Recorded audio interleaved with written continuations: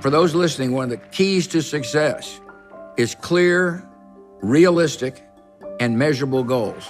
In the face of preventable death and suffering, we have a moral duty to act, and we are acting. I know Americans are concerned. Throughout my life, I've tried to have measurement standards that people could understand. If the goals aren't clear, it's hard to hold people to account.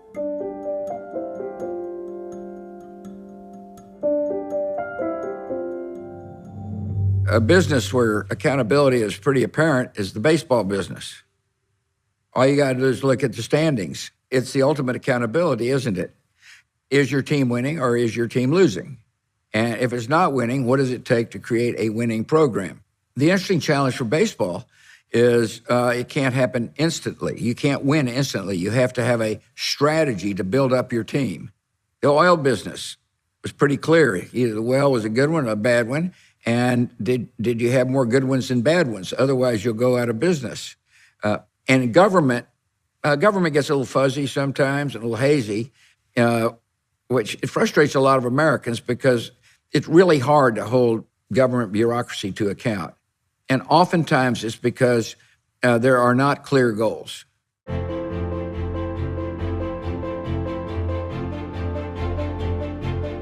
One of the hallmarks of the No Child Left Behind legislation was accountability, measurement. As I campaigned for governor of Texas, I asked, what are the goals of the Texas education system? And they were like, 30 goals. And it became apparent to me that the number of goals needed to be shrunk to a manageable number and one that was consequential. The goal should be, can a person read, which should be the major goal of education systems across the country. One of the reasons I ran for governor in the first place was my desire to make sure children weren't promoted to an extra grade without having a basic set of knowledge. I was particularly concerned about our minority students who it seemed to me were just being shuffled through the system without concern if they could read, write, add and subtract. Anecdotal evidence suggested that was the case because I went to a lot of inner city schools and would ask principals and teachers what they were dealing with and their problems. And one of the reasons why is that our school systems were not measuring. And we owe the children of America a good education, and today begins a new era, a new time in public education in our country. The beginning of No Child Left Behind came here in Texas when we said to the legislators, if you're going to spend money, shouldn't we know whether or not we're getting good results?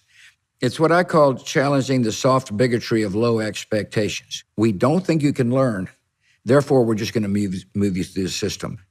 And so I viewed education as a civil right. And when I got to Washington, 7% of the budget, education budget more or less, was being spent on schools.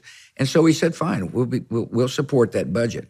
But we want to know whether it works and therefore measure. And if your children are not reading at grade level, change what you're doing.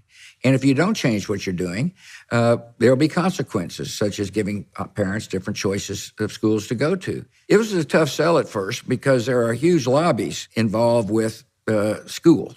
There is the school board presidents. There is the teachers union. There are those who say there's no role for the federal government. There are those who say it only ought to be the federal government.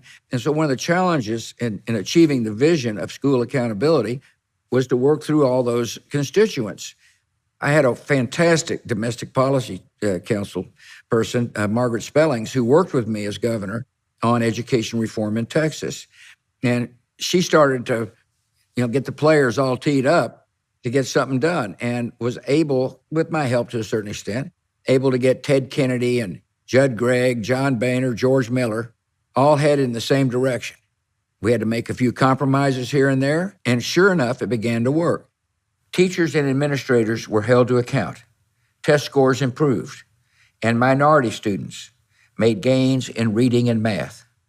What the No Child Left Behind Act does, it not only provides extra help for a child that needs help early, it also gives parents more options in the process. The main thing I was concerned about, and that is school accountability, became a part of not only the federal system, but became a part of state systems as governors and legislatures adopted that as well.